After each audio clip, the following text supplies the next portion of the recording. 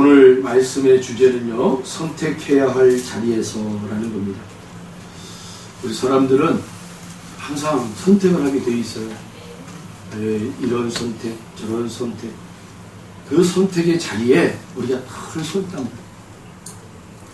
특별히 오늘 이 말씀을 통해서 우리가 어떤 선택을 해야 할지를 오늘 이 말씀의 세 여인이 선택하는 그런 모습이 나옵니다.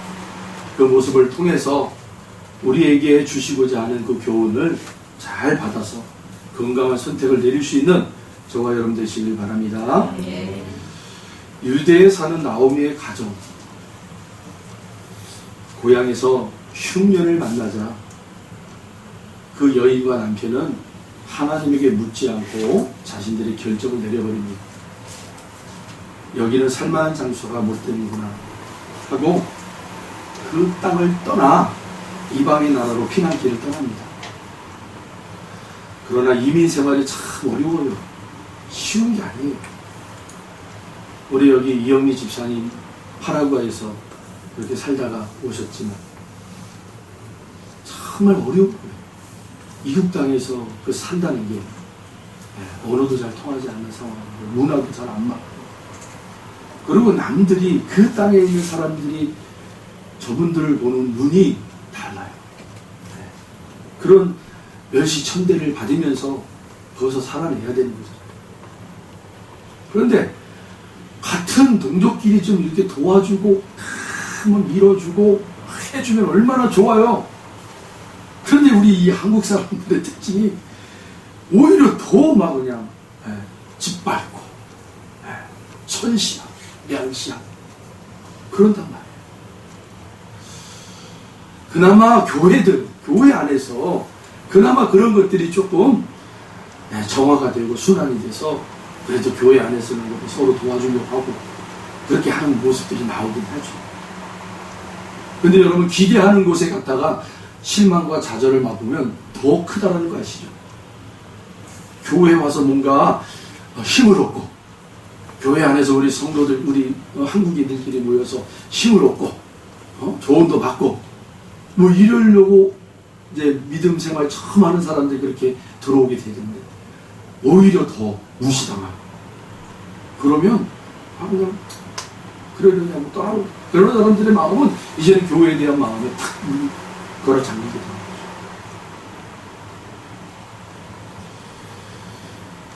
이런 어려운 이민 생활을 하고 있다가 자기 남편과 두 아들을 잃어버리죠. 얼마나 가슴 아픈 일이에요. 그런 어려움 속에서 이 가정에 복음이 들려옵니다. 오늘 말씀은 이 사실에 대하여 어떻게 우리에게 기록하고 있습니까? 오늘 본문 6절입니다. 6절 다시 봅니다. 그 여인이 모압 지방에서 여호와께서 자기 백성을 돌보시사 그들에게 양식을 주셨다함을 듣고 이에 두 며느리와 함께 일어나 모압 지방에서 돌아오려 하여. 할렐루야.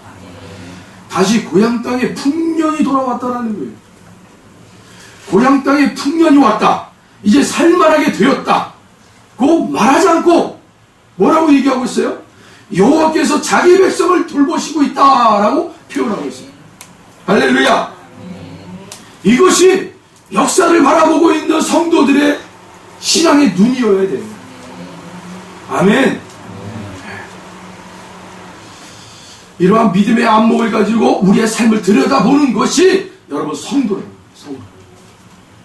그냥 그 땅에 풍년이 왔다, 이제 그 땅이 살만하다, 그렇게 얘기하는 것이 아니라 여호와 하나님께서 이제는 회복하시고 우리를 살게 하시는구나, 우리를 돌보시는구나. 할렐루야. 아멘. 말 한마디가 여러분 한 영혼을 죽이기도 하지만 말 한마디가 한 영혼을 살리기도 한답니다. 어느 교회에 어느 목사님이 이런 간증을 하셨어요. 그 교회 성도인데 이 집사님이, 여집사님이 고민이 뭐였냐면은 사랑하는 남편을 구원하는 일이었어요. 지새우고 눈물로 지새우면서 그 남편을 위해서 기도한 거예요. 하나님의 은혜인지 이 남편이 이 부인의 기도에 그래 반응하는 거예요. 내가 당신과 함께 이제 교회를 나가야겠다. 교회를 열심히 다녔어요. 근데 이 남편이 회사에서 어떤 그런 이제 부장의 자리, 중직의 자리에 있어서 어떤 이 일을 이제 하다 보면 이제 방을 세우고 또 이제 동료들과 함께 하다 보면 이제 뒤풀이도 가고 그래서 이제 자주 이 술을 마시고 먹고 이렇게 이제 뒤풀이를 해서 직원들을 자기를 돕고주고 이런 일을 하신 분이에요. 이 아내와 함께 이제 교회를 다니면서 내가 술을 끊겠다. 천명을 한 거예요. 네. 교회에 나와서 성도들한테도 간증도 하고 내가 이런 사람을 살았는데 내가 이제부터는 예수 믿고 이제는 모든 걸 다 끊고 내가 살겠어. 그리고 회사에서도 선언을 한 거예요. 나는 이제 크리스천으로서 이제는 내가 이제 그런 일들을 이제 앞으로 안 하겠다. 이제 기대하지 말아라. 그렇게 선명을 한 거예요.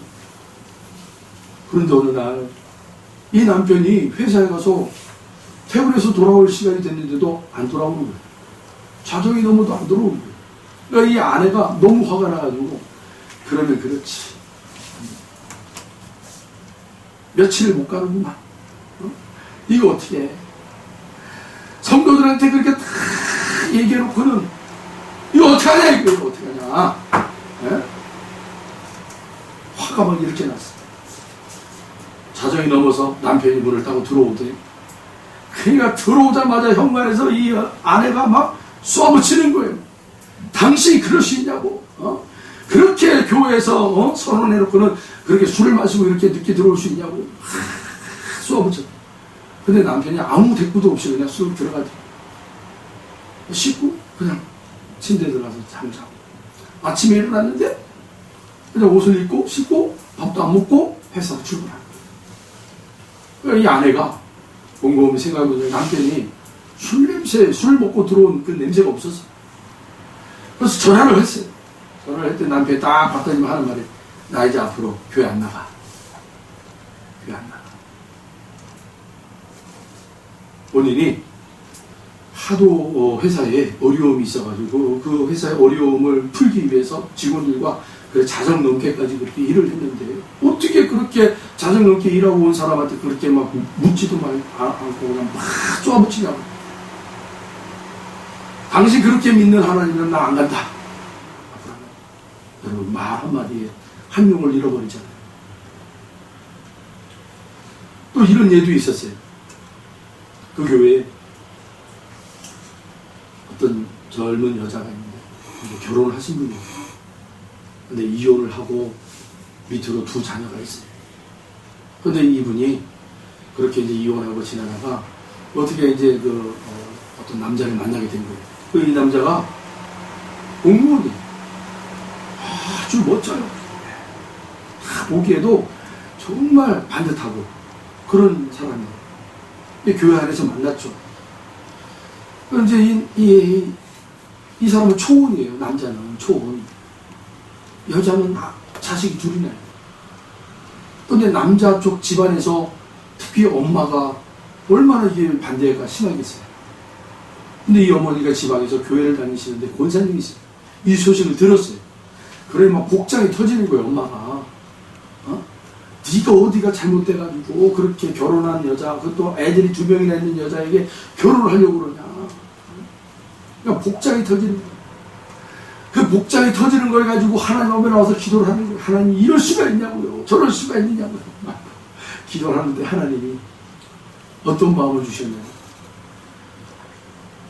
야, 그 여인을 받아들이면 3명의 영혼을 구원하는 거 아니냐.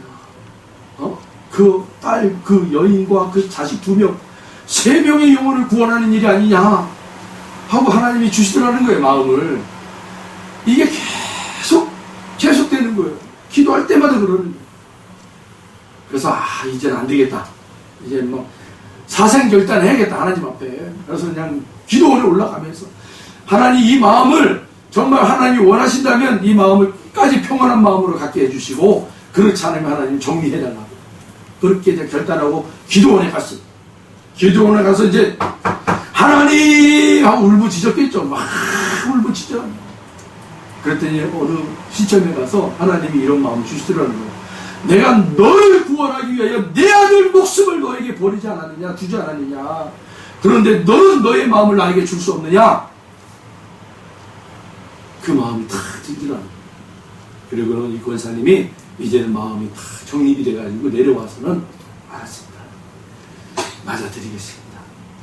그리고는 이제 아들한테 전화를 한 거예요. 8 며칠 날 그 여인을 데리고 내려와라.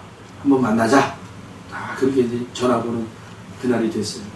아들이 그 여인을 다 데리고 이제 엄마한테 소개하려고 다 데리고 딱 여인이 들어오자마자 이 엄마가 하는 말이,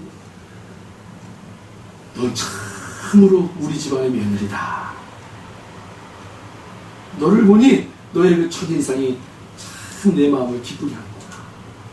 너는 딱 우리 집안의 며느리로 정말 딱 구별된 사람이구나.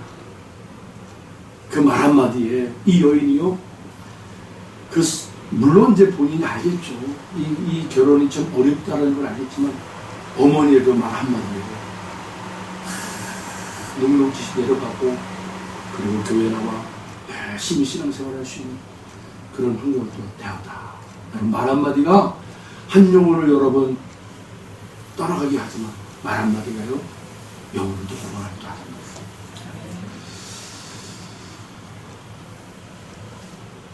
우리 성도들은 믿음의 말을 해야 돼요. 믿음의 말. 어쨌든 간에 세상의 자리에서 여러분, 하나님 보이지 않는 그 하나님은 우리를 통해서 세상 사람들이 어떻게 알아요? 저와 여러분들의 그 말 한마디, 저와 여러분의 그 행동들을 세상 사람들이 보고 듣고 하나님을 알게 돼요. 할렐루야. 우리가 바로 여러분 하나님의 통로가 되는 거예요. 우리가 계속 믿음의 성숙함을 이루어 나아가시기를 바랍니다. 그래서 우리의 말 한마디를 던져낼 때도 정죄되지 않는 말을 여러분 하지 마세요. 그런 것 같아요. 여러분의 기도가 지금 안 되고 있다. 여러분의 지금 기도가 잘 안 나온다. 기도를 해도 한 5분이면 끝난다. 이런 사람들이 있으세요? 그런 분들이 있으시면 마스크 쓰시고 말하지 마세요. 정죄되지 않는 말을 하게 되면 결국은 불안을 일으켜요. 그러면 반대로 기도가 많이 나오고 기도가 막 영성 있게 높아지고 그러면 여러분 말도요, 이 기도의 은혜를 받아요. 그래서 말을 해도 정말 사람을 살리는 말이 되고 사람을 위로하는 말이 돼요. 툭툭 던져지는 그 말들이 기도의 영향력을 받아요. 우리의 마음 안에 기도의 영향력이 다 사로잡으면 말들이요, 그 생각들을 지배한다니까요. 기도의 영향력들이. 그래서 말이 그렇게 뭐 깨트리는 말이 아니에요. 불화를 일으키는 말이 아니에요. 연합하는 말이 되고 격려해주는 말들이 그냥 툭툭 나옵니다. 할렐루야. 우리 교회가 그런 교회가 되길 바랍니다. 네. 다시 이 나오미가 그 소식을, 복된 소식을 들어요. 여호와께서 우리를 돌보시는구나. 돌아가자. 여러분, 이러한 고백이 나올 때 우리의 삶의 자리가 교정이 되는 거예요. 그건 뭐예요? 그 전까지는 우리의 삶의 자리에 이렇게 우리가 회개, 돌이키는 일이 일어나지 않는 것은 우리가 기도의 영성이 없기 때문에, 기도의 영성이, 이 믿음의 안목이 생기면 이제 여호와께서 우리를 돌보시는구나, 이러한 마음이 생기고 고백이 되면 우리의 삶의 잘못된 길을 걸었다 할지라도 그것에서 돌이키는 은혜가 일어나는 거야. 나오미가 그랬죠. 돌아가자. 이제는 결정을 내리는 거야. 제임스 답슨이라는 사람이요, 이런 말을 했습니다. 우리 사람들이 살아갈 때에 3가지의 선택만 잘하면 인생을 정말 아름답게 살아갈 수 있다. 그 3가지의 선택을 자리는 결혼, 직업, 신앙이래요. 이 결혼, 직업, 신앙의 자리에서 선택을 잘하면 그 인생이 90% 정도는 행복하게 살더라는 거예요.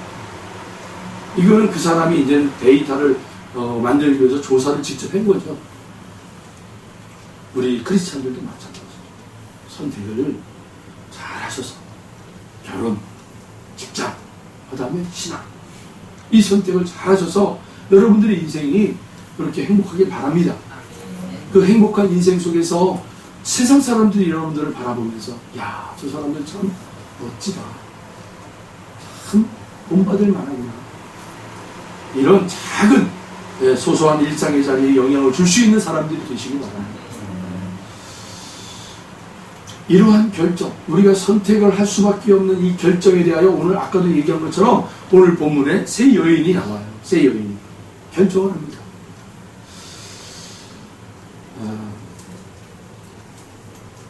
우리가 이 세 여인의 결정을 통해서 교훈을 받아 우리들의 삶의 자리에서도 결정할 수 있는, 그런데 그 결정이 건강한 결정이 내려지는 그런 어떤 기준이 됐으면 좋겠다, 그런 바람으로 말씀을 전합니다. 첫 번째, 나오미의 선택이에요. 나오미의 선택. 나오미의 선택의 경우는 자기 자신에 대한 선택보다는 누구를 위해서 배려하는 마음으로 선택을 해요? 두 자부, 오브라와 그 다음에 룻, 며느리에게 먼저 우선권을 줘요. 여러분 생각해 보세요. 이방 땅에서 이제 돌아와야 될 나오미잖아요. 그런데 자기 남편이 없고 두 아들이 없어요. 그러면 이제 고향 땅에 돌아와서 혼자 살아야 돼요. 혼자 산다는 건 굉장히 어려운 거예요. 지금도 혼자 사는 이 여인네들이 얼마나 힘들어요. 혼자 사는 사람도 힘든단 말이에요. 그런데 이 당시는 오히려 더 어려움을 가질 수밖에 없단 말이에요. 여인네에서 혼자 산다? 이건 상상이 안 가는 거예요. 그런데 여러분 생각해 보세요.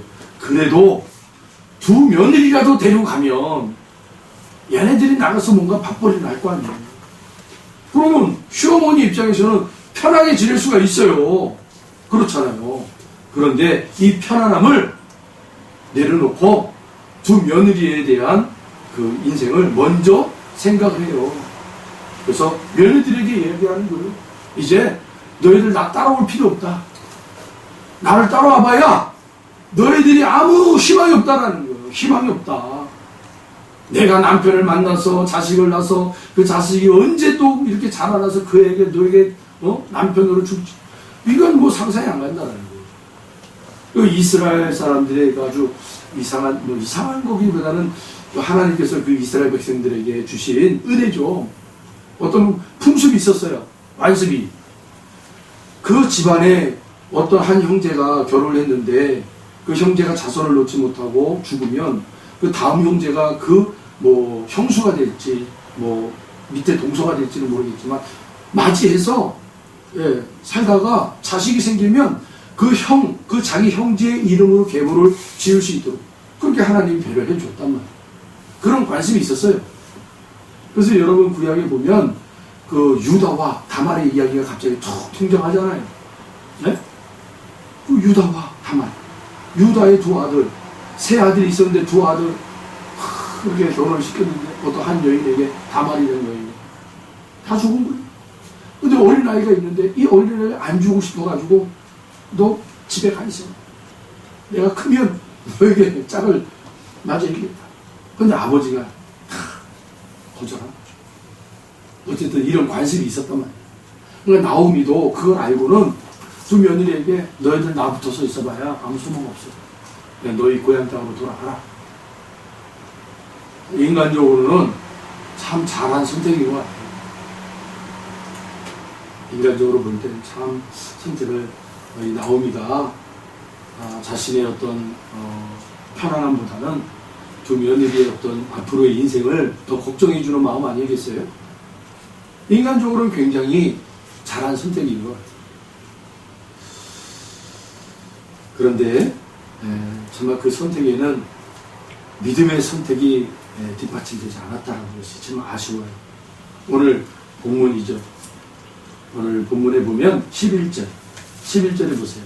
나오미가 이르되 내 딸들아 돌아가라. 너희가 어찌 나와 함께 가려느냐.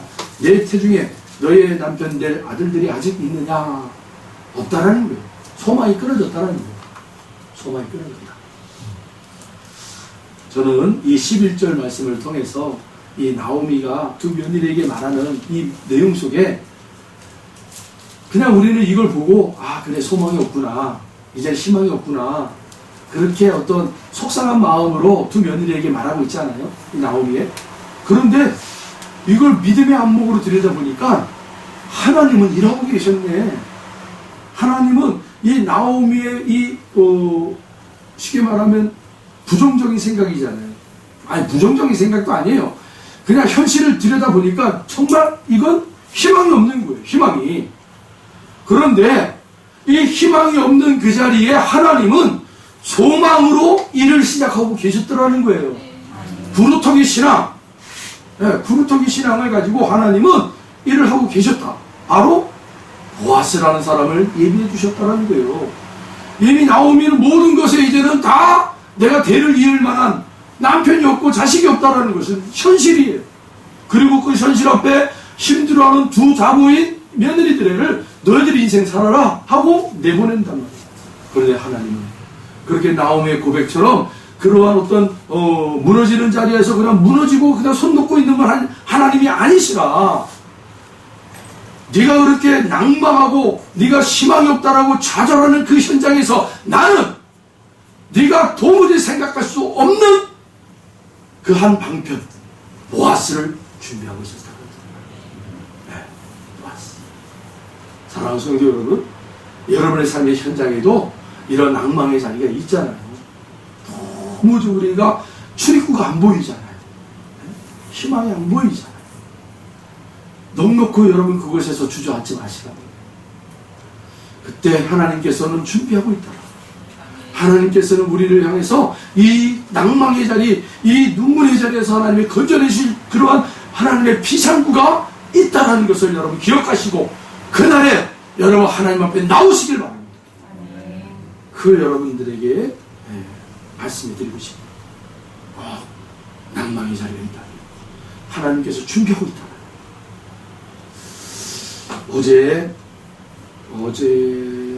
어제가 아니고 엊그제죠. 금요일날 이제 이렇게 다 모임을 갖고 끝날 때쯤 돼서 제가 어떤 얘기를 하나 들었어요. 이게 무슨 얘기입니까?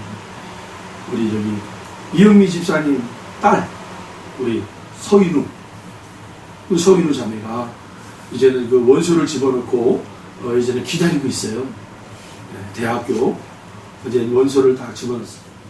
그래서 이 대학교에 대한 이제 통보가 이제 8월 중순쯤에 아마 나온다 그래요. 그런데 이제 걱정 중에 하나가 우리 이제 엄마로서의 걱정이 뭐예요? 딸이 혼자 남아서 이제는 생활을 해야 되고 학교도 다니고 하다 보면 여러 가지 걱정이 많겠잖아요. 그리고 지금 파라과이에 남편도 있고 아들이 있으니까 이제는 딸 이제 입학하는 거 보고 이제는 여기 이제 좀 정리 좀 되고 그리고 이제 아마 이제 파라과이 가서 남편하고 이제 아들 이렇게 돌보다가 몇 년 뒤에 또 다시 돌아오는 것 같아요. 그런데 이제 걱정이 이제 딸이잖아요. 근데 이제 기숙사로 이제 아마 들어갈 거라고 생각을 하고 있는 것 같아요. 우리 딸이 대학이 딱 붙는 대학교에 기숙사로 들어갔으면 좋겠다. 그러다가 이제 뭐 이런 얘기 저런 얘기 하다 우리 이영미 집사님이 우리 교회가 이전하는 거 교회 그 근처에 청년주택 해가지고 아파트가 크게 들어서고 있거든요, 지금. 그 얘기를 하시더라는 거예요, 우리 성교사님께. 우리 딸이 여기 들어갔으면 좋겠습니다. 청년주택, 이 아파트에 들어갔으면 좋겠습니다. 그 얘기를 딱 하더라고. 그 얘기를 또 저한테 딱 하는데, 너무, 야, 이거 하나님이 예비하신 것이다. 우리 이영미 집사님이 소망하는 마음이 있다면, 하나님께서 기도하게 하시는 거예요. 하나님이 이루시기 위해서 소망을 주신다고 그랬잖아요. 아멘. 네. 우리 교회도 여러분 우리 저 서인우 자매 그 청년주택 그곳에 입주할 수 있도록 기도해 주시기 바랍니다. 아멘. 우리 서인우 자매가 그곳에 다 들어가면 그곳이 여러분 그 전도할 수 있는 천처기지가 되는 거예요. 할렐루야. 요즘은 이 외부 사람들이 들어오는 거를 많이 막아요. 근데 이제 입주인이 되면 어쨌든 우리 입주인한테 가서 신방도 해주고 예배도 해주고 주변의 사람들에게 혹시 있으면 전도도 해주시고 그런 마음이 들어서 그러니 여러분 내 딸이다 그런 마음 가지고 간절함으로 기도해 주시기 바랍니다. 네. 우리 사모님 그 공고가 언제라고 그랬어요? 9월 달에 그 입주 공고가 난대요. 그러니까 잘 준비해서 잘 저기 할 때까지 여러분 함께 기도해 주시기 바랍니다. 그리고 제가 놀라운 은혜 중에 하나가 계속 드는 것 중에 하나가 뭐냐면 우리 교회 2절을 놓고 하나님이 주신 복이 있어요. 그 복이 뭐냐? 제가 그냥 받는 복이에요. 기도의 불이 계속 타오른다는 거예요. 기도의 불이. 네. 기도의 열정들이 생기는구나. 네. 기도하면 여러분 하나님은 일하십니다. 기도하면 기적이 나타납니다.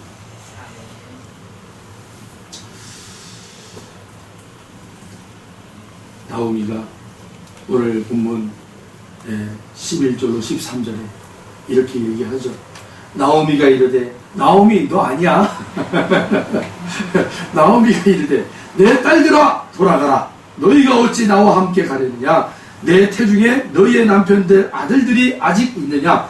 내 딸들아 되돌아가라. 나는 늙었으니 남편을 두지 못할지라. 가령 내가 소망이 있다고 말한다든지 오늘 밤에 남편을 두어 아들들을 낳는다 하더라도 너희가 어찌 그들이 자라기를 기다리겠으며 어찌 남편 없이 지내겠다고 결심하겠느냐? 내 딸들아 그렇지 아니하니라. 여호와의 손이 나를 치셨으므로 나는 너희로 말미암아 더욱 마음이 아프도다 하매. 그런데 하나님께서는 장성한 그 아들 보아스를 이미 준비하고 있었다. 아멘. 네. 그렇게 인간적으로 두 자부를 그의 인생을 열어갈 수 있도록 배려하고 있는 나오미였지만, 그러나 한편으로는 그 두 자부가 그 나오미와 함께 있으면서 그래도 불신앙했던 나오미였지만 하나님을 섬기는 자로서 그렇게 여러분 훈련되고 배워오지 않겠냐고요.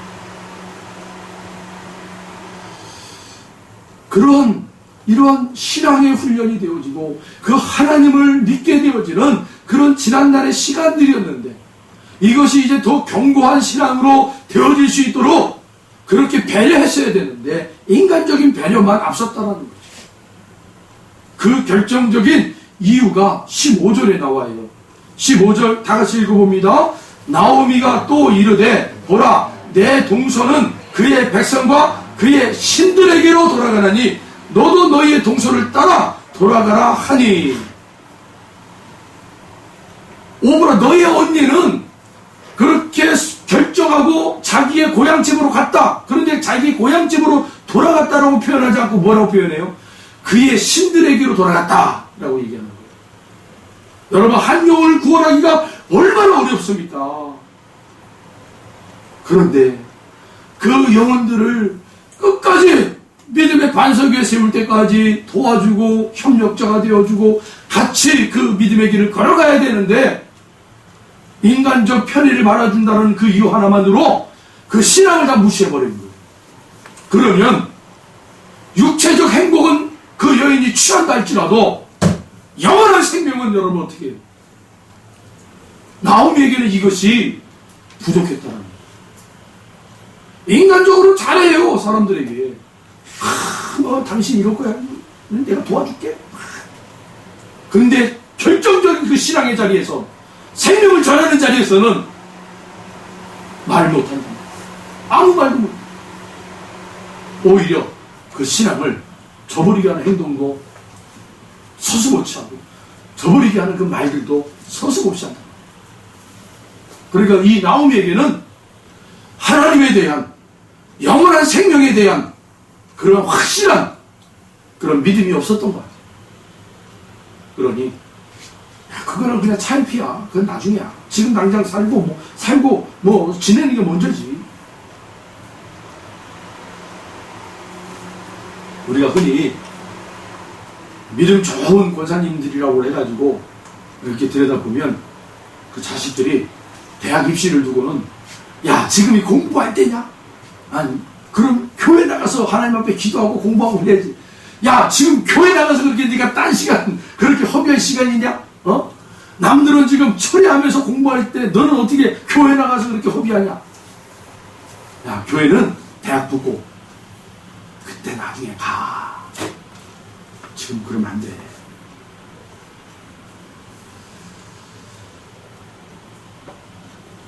우리 지금 있는 사람한테는 좀 저기 하지만 우리 권사님, 장로님 들여다보면, 야, 그 어려운 때에 그래도 하나님 앞에 나와서 먼저 예배드리고 그리고 도전하고 그런 모습들을 보면서 하나님이 그런 믿음을 보니까 하나님 이렇게 인도하시는구나 하는 그런 마음이 들었어요. 여러분, 어머니로서 자식에게 그래 지금은 당장 네가 이거 할 일이야. 그러면 그 자식의 마음에 그 영혼에 대한 하나님의 그 생명에 대한 것을 여러분 잃어버리게 되면 그 책임으로 돼요. 그 책임. 오늘 저와 여러분에게 이 나오미의 선택은 정말 많은 것을 우리에게 도전을 줍니다. 많은 것을 또한 생각하게 해요. 우선순위가 뭔가예요.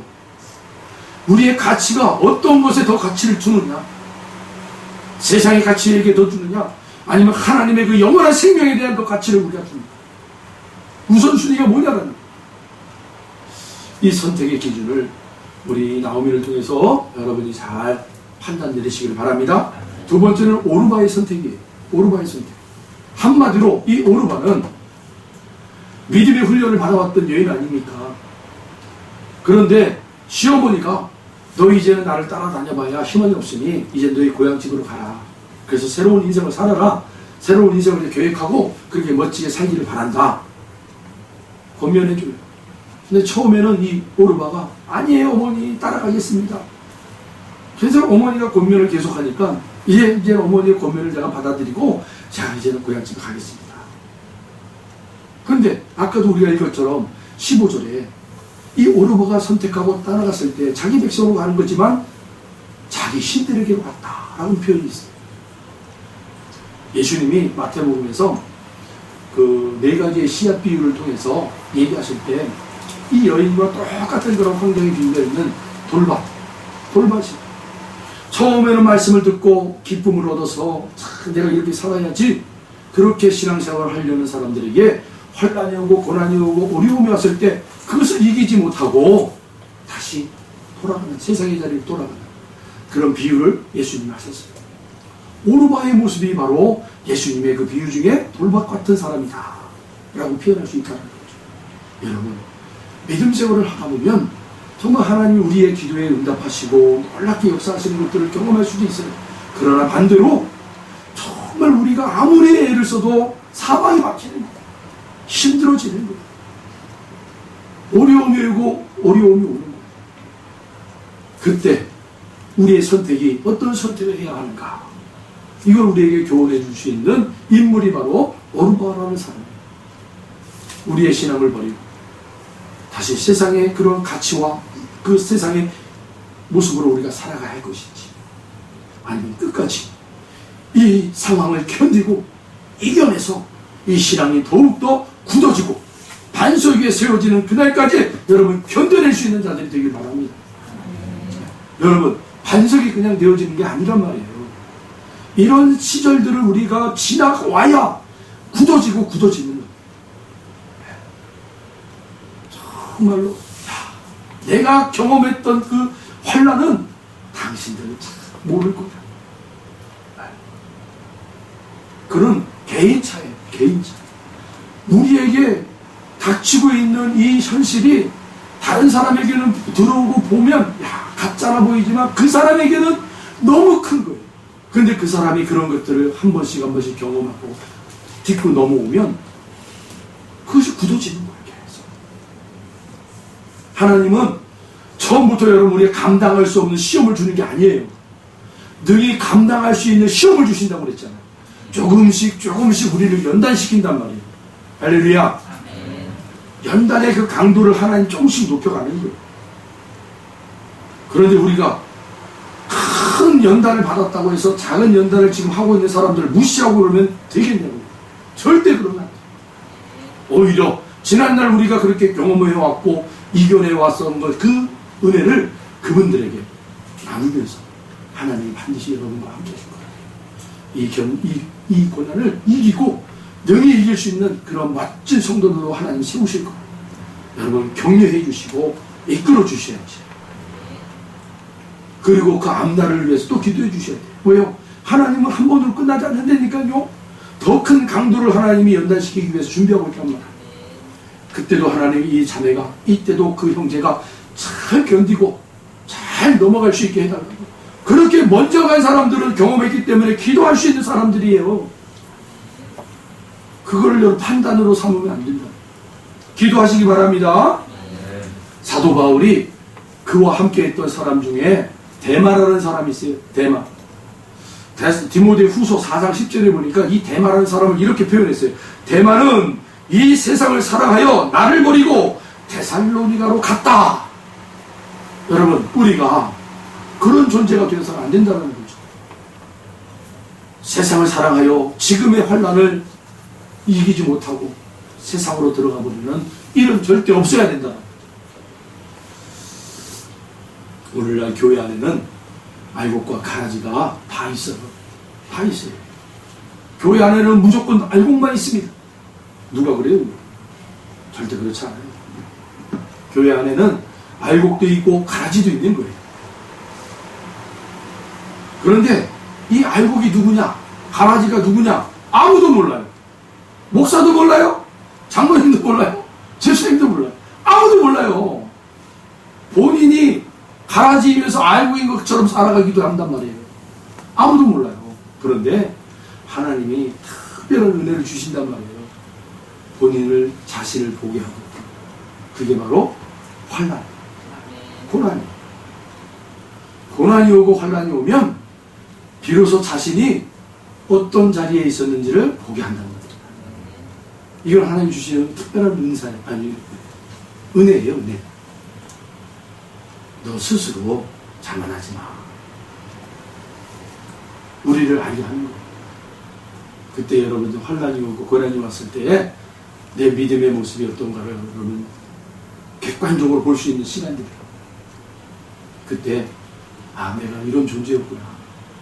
그러면 하나님 앞에 여러분 매달리십시오. 하나님, 비로소 제가 제 자신을 봤습니다. 하나님, 전 하나님이 원하시고 기뻐하시는 그 알곡의 자리로 저는 나아가길 원합니다. 하나님, 저를 붙잡아 주시오. 제가 교만했던 자만했던 것들을 하나님 다 내려놓습니다.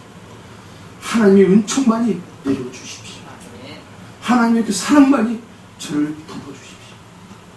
여러분, 그렇게 걸어나가시기를 바랍니다. 세 번째, 이 룻의 선택입니다. 룻의 선택. 룻은 신앙적 선택을 한 가장 좋은 예로 우리가 구별할 수가 있어요. 시어머니 나오미를 따라가면 다시 제가 할 희망이 없어요. 아무런 희망이 없어요. 더군다나 이 룻이라는 여인은 이방 여인이에요.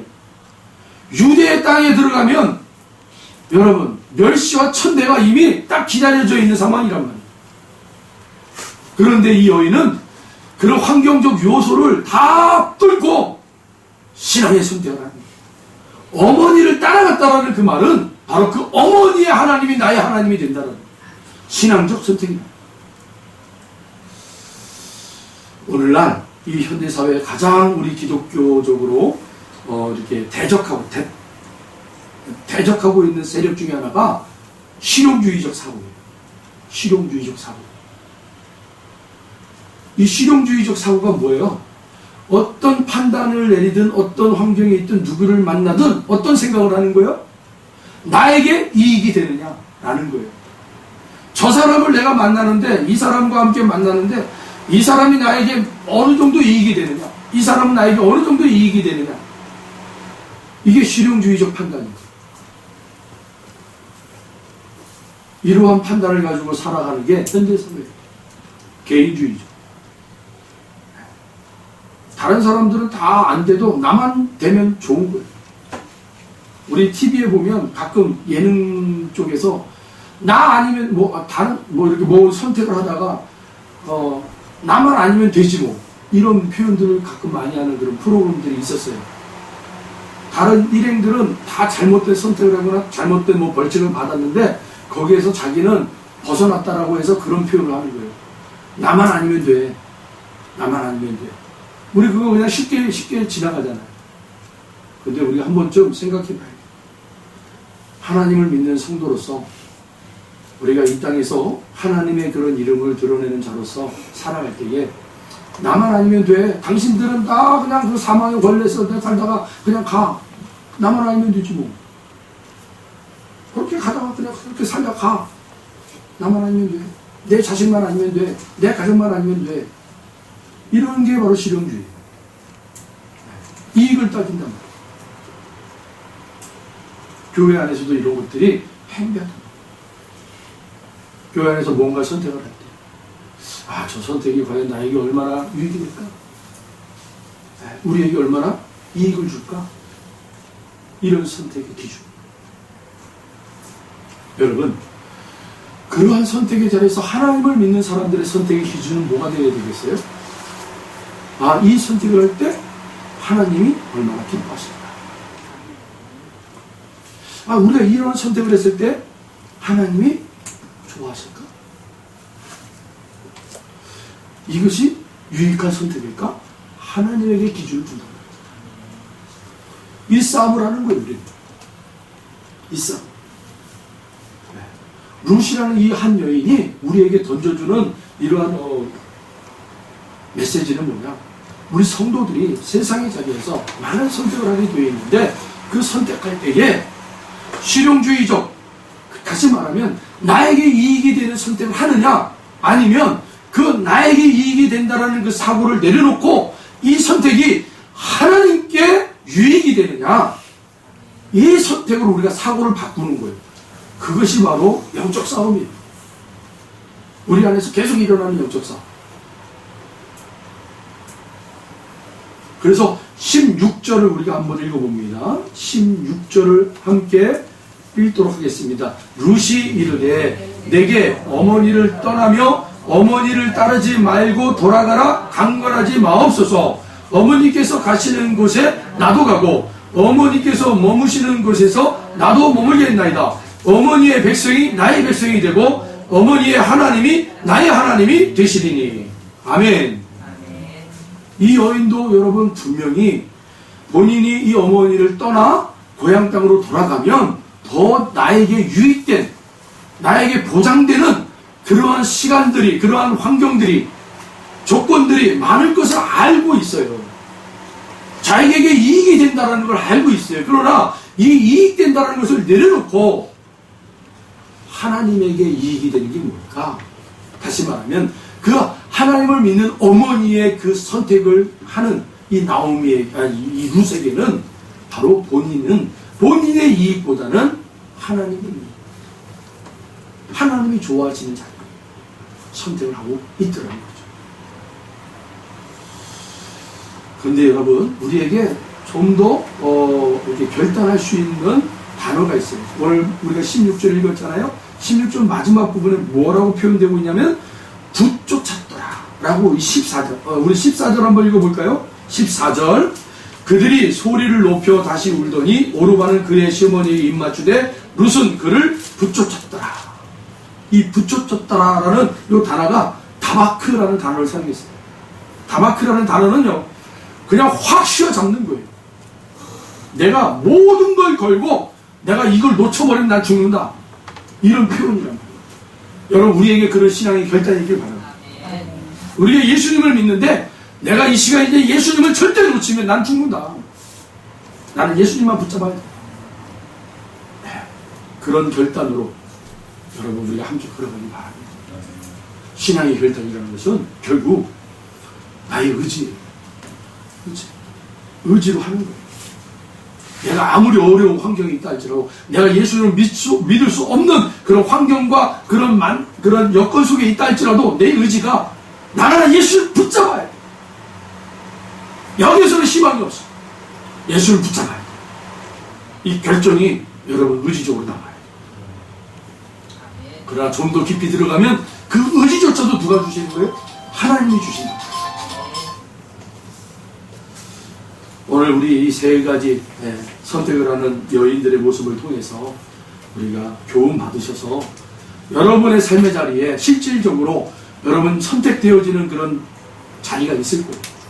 그때 어떤 선택을 내려야 할지를 여러분이 잘 판단 내리셔서 하나님이 기뻐하시는 그 선택의 자리로 여러분 나아가시길 바랍니다.